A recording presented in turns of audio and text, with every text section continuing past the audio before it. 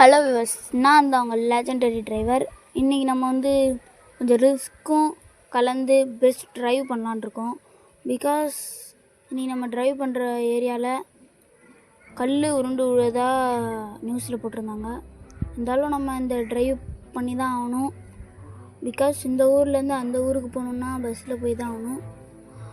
சில பேர் காரில் போகலாம், ஆனால் வசதி இல்லாதவங்க பஸ்ஸில் தான் போய் ஆகணும். அதனால் நம்ம வேலையை நம்ம என்றைக்கும் கரெக்டாக செய்யணும். அதனால் இப்போ வண்டியை ஸ்டார்ட் பண்ணி போயிட்டுருக்கோம். முன்னாடி 2 வண்டி தான் போயிட்டுருக்கு. அங்கே பாருங்கள், சொல்லி முடிக்கல, கல் உருண்டு விழுது. சரி, நம்ம இந்த வழியில் போகலான்ட்டு நான் எதனா வண்டி வருதான்னு பார்க்குறேன். பார்த்தா ஒரு BMW வந்துருச்சு. சரி, வேறு வழி இல்லை, நம்ம ரிபேஸ் எடுத்து தான் ஆகணும். ஏன்னா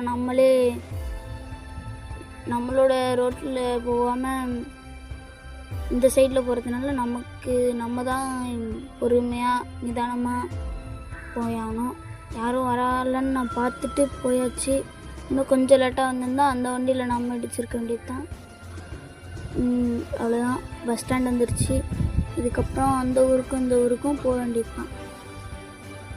எல்லாம் ஏறுங்க, சீக்கிரம் சீக்கிரம் சீக்கிரம். ரொம்ப காற்றடிக்குதுமா வியூவர்ஸ், நீங்களே பார்க்குறீங்க.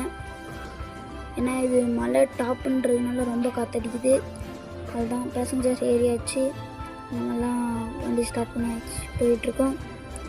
இந்த மலையை பொறுத்த வரைக்கும் எல்லா டர்னிங்கும் நமக்கு ரொம்ப சைடில் போய் தான் திரும்பும். இங்கே பாருங்கள், இந்த டர்னிங் கூட பாருங்கள், ரொம்ப நான் இங்கே தான் திருப்புறேன், ஆனால் சைடில் போய் தான் திரும்புது. அந்த சைடு எந்த வண்டியும் வராமல் இருந்தால் நமக்கு பிரச்சனை இல்லை, ஆனால் வந்தால் கொஞ்சம் டேஞ்சர் தான், கொஞ்சம் பார்த்து தான் ஓட்டணும். இப்போ பாருங்கள், ரொம்ப காற்றடிக்குது. அதனால் உங்களுக்கே தெரியும், ரொம்ப காற்றடிக்குது. எடுத்து திடீர்னு சறுக்கம் வருது, திடீர்னு ஏற்றம் வருது. அதுதான் மழை. எனக்கு தெரிஞ்சு இன்னும் கொஞ்சம் தூரத்தில் ஒர்க்கிங் நடந்துகிட்ருக்கு. இது பாருங்கள், ஜேசிபி தெரியுது. இது கொஞ்சம் மோடான டர்னிங், நான் பார்க்காம திரும்பினதுனால ஜேசிபியில் லைட்டாக விட்டுருப்பேன். இருந்தாலும் கொஞ்சம் பார்த்து பிரேக் அடித்து திரும்பியாச்சு. இப்போ போயிட்டுருக்கோம். இங்கே பாருங்கள், ஒரு லாரி சைடு போட்டிருக்கு.